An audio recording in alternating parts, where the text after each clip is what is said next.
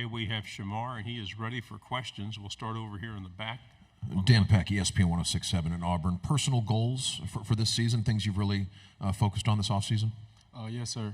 Just getting stronger, becoming a better leader, better communicator on the field, and just becoming a better overall linebacker. We'll go in the front row here. Shemar, I've been asking everyone with Oklahoma's entrance into the SEC, what can they expect on road games on Saturdays? Every road game is going to be a battle. Oh, yes, sir. One of the most hectic environments.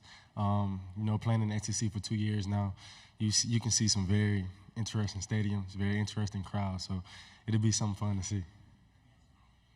Let me go ahead and ask you a follow-up question, too. Also, OU Texas comes in with a heated rivalry. It's something that really, it's one of the best in college football. But you have a rivalry. You go to Jacksonville every year, a neutral site, just like OU Texas. What's it like playing in Jacksonville, playing in Georgia in that atmosphere, a neutral game, a neutral setting? It's amazing. You're coming over the hill, coming down the hill, you'll see split blue and split red. So, it's a tradition that's going to continue to thrive. And, it's amazing. It's a lot of emotion coming into that game, yes, sir, for sure. We'll go on the aisle right here. Shemar, Aaron Mukes, WALB. How has the linebacker room improved this offseason? Most definitely. It improved a lot with skill set, I would say, bringing in Pup Howard and some freshmen like Miles Graham and Aaron Childs. We bring in a lot of skill with a lot of vets in the room like myself, Derek Wingo, Ronald Moulton. So I would say that it's improved a lot skill-wise and in leadership. We'll go on the back row. What can you say about Ron Roberts and the impact he's had on the team and your game? Coach Roberts has brought a lot of experience and I would say personality to our room and to the unit as a whole. And Coach Roberts, he just come in every day and work and instill in us, just take it one day at a time and be intentional with your work. What's the most fun about playing SEC football? The most fun about it is every game. You're going to come in and play a tough team every single game, no matter who it is, no matter the record. So, and also the environment is also hectic as well. Is the environment in the swamp maybe the best? I would like to think so. Okay. We'll go on the aisle. Shemar, talk about the end of the season. Like 5 out of 6 games, you guys see Georgia, Ole Miss, Texas. Do you guys prepare for that? How do you guys prepare for that type of schedule? We know every week in the SEC is tough, but how do you look at that at your schedule this season? Take it one game at a time. You don't prepare differently for different opponents. You always come in on that Monday or Sunday and think like putting our head down to go win this game. So, it's just obstacles in our way, and it's just like any other team, we got to go in and get the win. Right side, fourth row. Hey, Shemar. Simone Eli, WKRG News 5 in Mobile. When you think back to your old playing days, old stomping grounds, how proud are you of just, where you came from, and when you think back to those playing days and excited to see where you are now, just what comes to mind? I miss it. Life was simple.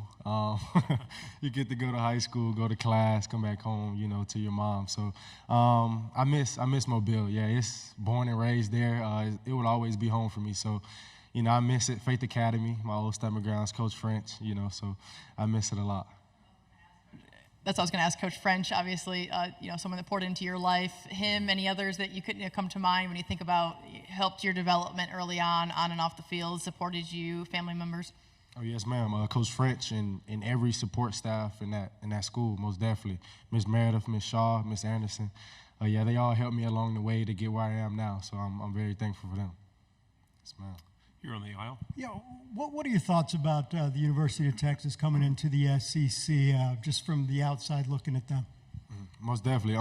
Texas coming in, that's bringing even more competition in the conference, and I'm excited. I'm excited to play against Texas, go to Texas, and get the job done. Yeah, it's going to be a fun day in Austin. Have you looked at tape as far as Quinn Ewers and what that offense does? No, sir, not that far down the line yet, but there has been talks about it and their style of offense as well. We'll go in the back. Shemar, who's a name or two on the Florida defense people might not know right now, but you think by the end of the season they'll have broken through and proven themselves? Yes, sir. Greg Smith, a freshman that came in. Jameer Grimsley, another freshman. DJ Douglas from Alabama guy. Charquez Bridges, transfer from Oregon. Those are some names that we have in household right now that I believe is going to make a big splash this year. On the aisle. from a defensive standpoint, what have you seen from DJ Lagway, the freshman coming in, that has impressed you? Most definitely has a big arm. He can sling it, 60, 70 yards. And I'll say that DJ, he comes in ready to learn. I mean, he's always with Graham in the playbook, on the field, going through certain progressions, drops. So I feel like DJ's, he's going to be pretty good in the upcoming years. On the left. We talked to Keenan, the Tennessee linebacker, yesterday, and he missed most of the season with an injury but stayed really involved. You missed a couple games last year with an injury. What were some things you were doing despite being injured to stay involved with the team, stay ready, stay mentally prepared? Staying close with the team. Injuries, it can sometimes draw guys away from the team. And I believe that some guys may consume themselves of too much of football, that's what they become. So I'll say just staying around the team, encouraging the guys each and every week, each and every opponent that we may have. So I'll say that, yes, sir. On the left, standing up. Hey, Brian Holland, WVLA in Baton Rouge. Every rivalry is different, right? Like, if you had to describe to someone who's never been, LSU in Florida, that environment, those fans, how would you describe it? Crazy. From the pregame to the first quarter through the fourth quarter, it's constant yelling, constant chirping from each side, the fans. Like, it's an environment that you just can't describe in words, I would say. Yes, sir. Do you have a particular favorite roadside to go to, or one that you don't care for? I've played at Tennessee my freshman year. That was pretty loud. Yeah, it was pretty fun as well to play in there. Left side. You mentioned some young players who may break through. What are the most important things those guys can do to help the team in the fall? Guys who haven't played very much but could have a big role this season. Mm-hmm. The most important things that they do is come to the facility and work every day. They never have excuses. When their body hurt, they still going, giving 100%. So I'll say that's what's going to separate them and bring themselves to the spotlight. On the aisle in the back. Shemar, Corey LeBounty, WNSP 105.5. Talk about your growth as a football player. And again, Mobile, Alabama having the rich tradition of football per capita, more NFL guys come out of Mobile, and what that means to you in regards to some of your role models. Yes, sir. As far as improving over the years, I would say I improved in my vocal skills, my leadership skills. And as a football player, I'll say my tackling, I would say. And the thing that you mentioned about just taking that pride in the 251 in Mobile, Alabama, yeah. I come in the locker room every day and talk crap about it, saying we're the best city, best state in the country. So, yeah, that's the answer to that. Another question on the left. As a linebacker specifically, going to be kind of nice playing LSU this year, not chasing around number 5. He's now in the NFL. Jaden Daniels now in the NFL. Mm-hmm. May you ask that question again? I'm sorry. Going to be kind of nice. You don't have to chase around a scrambling quarterback like Jaden Daniels. Yeah. 600 yards of offense last year. Gave us a hard time last year. I unfortunately didn't play in that game, but yeah, he gave us a hard time. Yeah. Another question on the left. What are some things Graham has done to win the team over? It can be tough as a transfer quarterback to prove yourself to the guys, but what are some things he's done to establish himself as a leader? Yes, sir. Graham has connected with a lot of guys, and I'll say that's one of the biggest things you need to do when you're, in a foreign environment. Connect with guys, get to know them a little bit more, so when times get tough, you can challenge those guys. So I feel like Graham made a great impression on me and the rest of the players. So I feel like that's why Graham is, one of the leaders that you guys see now. Final question for Mobile again.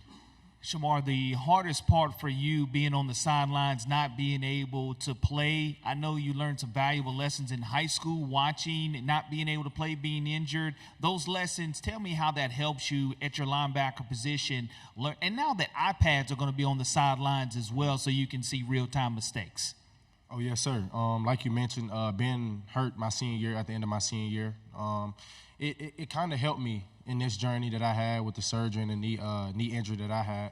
And I'll say that it allows you to see the game outside of the game, see how things function outside of being on the field, and just coaching up the young guys or guys that maybe not be fully confident in their ability. So I'll say that's something that I really focus on during my off time. Shemar, thank you very much for your time. Good job. Thank you, guys. With AP. Hey, Graham. AP Stidham. AP and Kelly, as I said, syndicated radio. Long time since Thibodeau, right? Oh, yeah. Long time.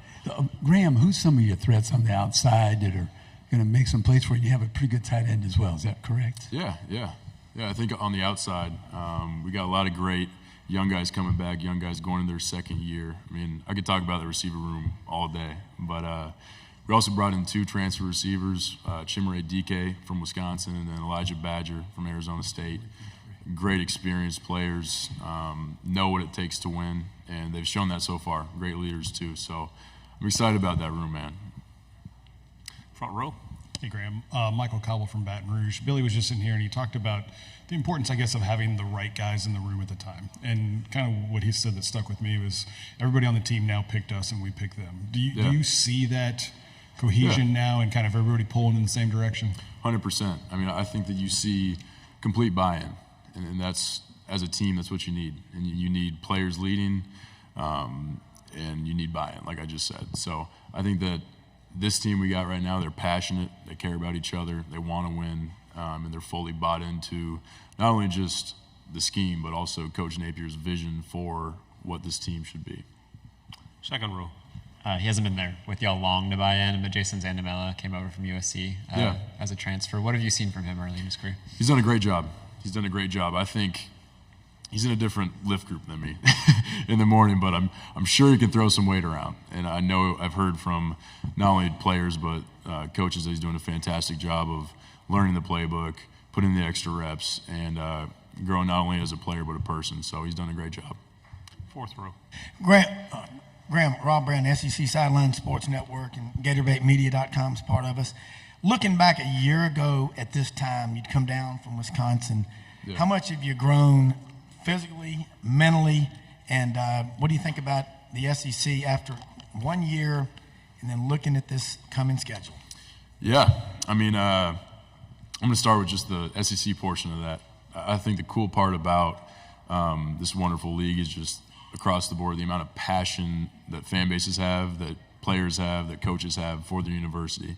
I think that you go anywhere you go and you walk into a facility, or for me a stadium, an opposing team stadium, you can feel that. You can feel the history and the passion, and your only option is to respect it.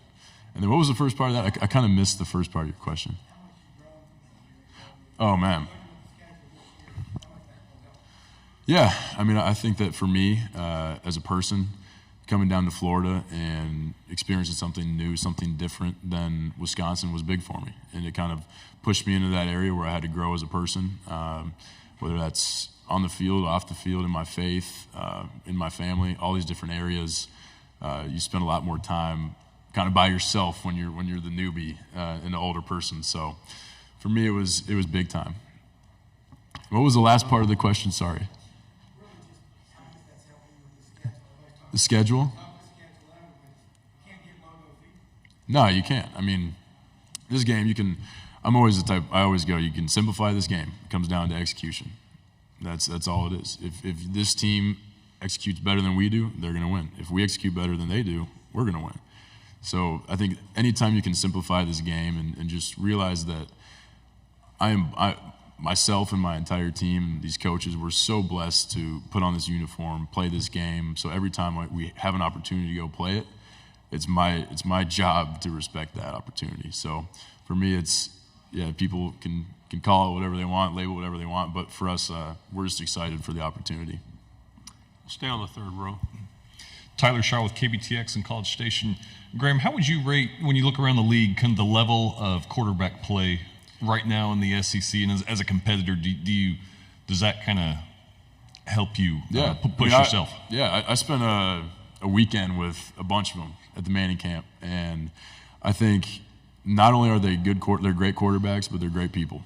And I think that's a cool thing that we now have a group chat with every quarterback that was there, and we're keeping up with each other, chopping it up. But for me, I mean, I think that the entire SEC, each team's got a quarterback that can rip it. And that's the kind of game that you want to play in. So it'll be a fun year. Right side on the aisle. Graham, Corey LeBounty, Mobile, Alabama, WNSP 105.5. To have that graduate patch on your jersey this upcoming season, what does that mean to you? And the second part of it, the question is the fact that you have Central Florida, Florida State, and Miami all within one state, the rivalry there with those three schools being in your state. Yeah, I mean, for me, transferring and might have taken a little bit longer to graduate just because of all the credits and everything. So for me, it's just a blessing to finally get there and graduate from a place like Florida with rich history, great school, great education. And then the state of Florida, I mean, the thing you see there which has been fun for me, kind of getting somewhere new and experiencing it is just, like I said earlier, but the passion of the people in Florida for the university is truly special. So the fans do not like each other. I've fully embraced that, fully learned that. But it's been fun. Left side, fourth row. Gavin Baxter, ESPN, the ticket out of Montgomery.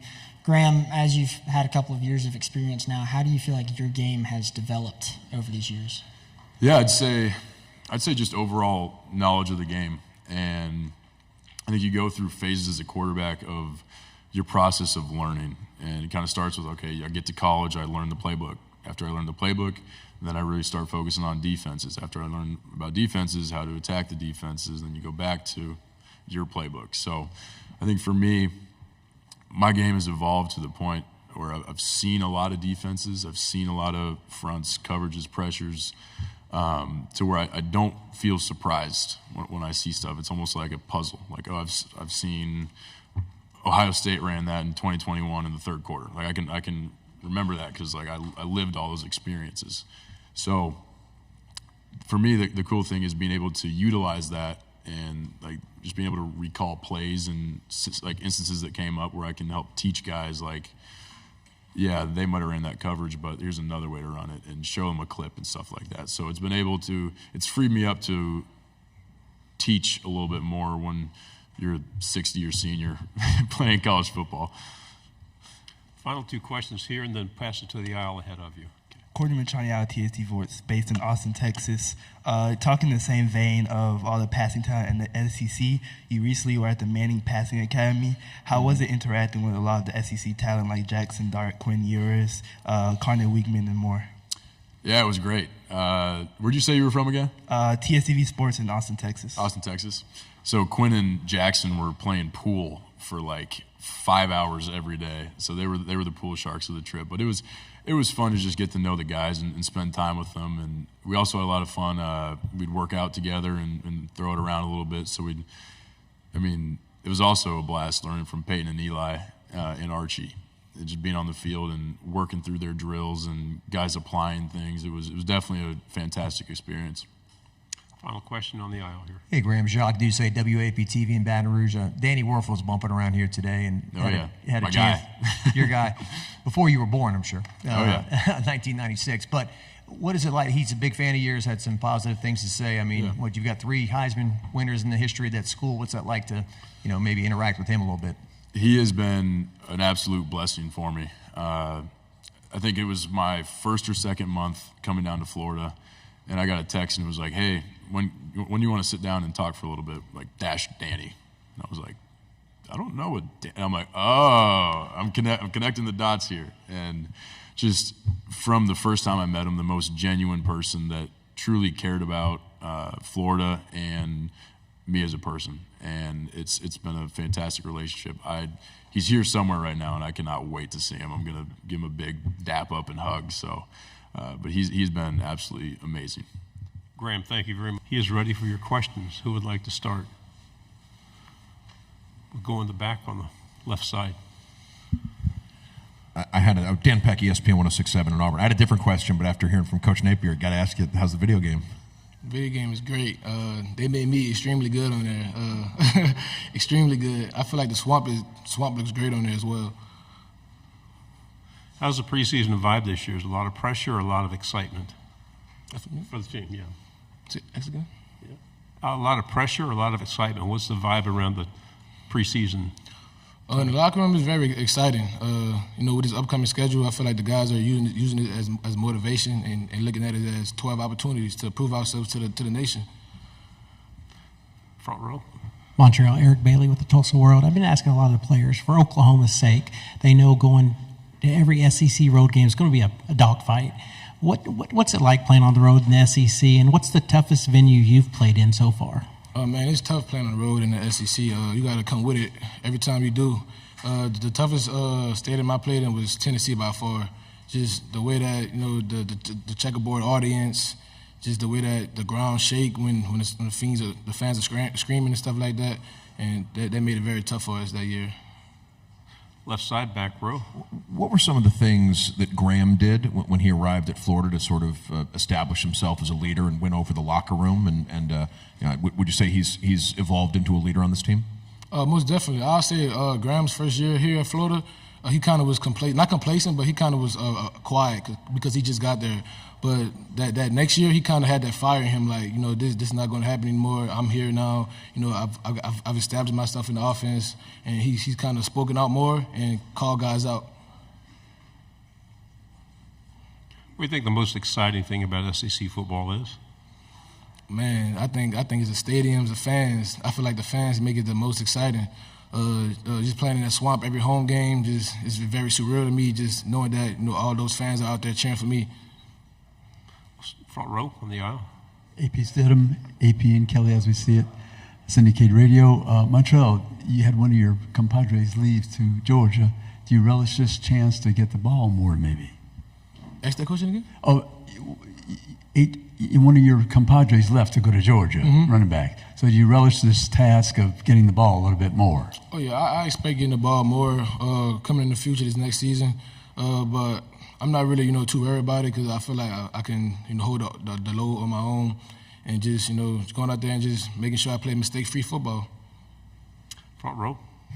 Another Oklahoma-based question. Oklahoma and Texas play in the Cotton Bowl every year. Both fans from both fan bases are there, neutral site. What's it like playing in Jacksonville when you play that big game, neutral site, two fan bases? Is it just explain to me what it's like playing that game every year? It's great playing that game every year. Just knowing that, you're playing in the NFL stadium and, the game is got so big that you got to play at a neutral site. Makes it even more, amazing. And just knowing that, the stadium is half and half, blue and red, and it makes the atmosphere more amazing. On the back row. Who's somebody on the team that we may not know right now who's really impressed you with the work they've done this offseason, could have a breakout kind of year for Florida? I'll say Jaden Ball, a freshman running back. He's been, just shocking me every single day, just the way he, prep, come into work every day, and just, the way he attacks every day. Him being a freshman is kind of surprising to me. What's Coach Napier like on a regular basis, day to day? Napier is very chill. Like you'll always see him around the facility, smiling, laughing with people. He's a very chill individual. Do we have any other questions? Okay, right here on the front. Do you have some skills you want to display this season that we haven't seen in the past? Maybe pass catching, anything, blocking, something? I'll say my catching ability. I'll say I just want to, catch more balls out the backfield and just get in space more and just show my ability to, make the first defender miss, stuff like that. Anything else? Thank you, Montrell. Appreciate it.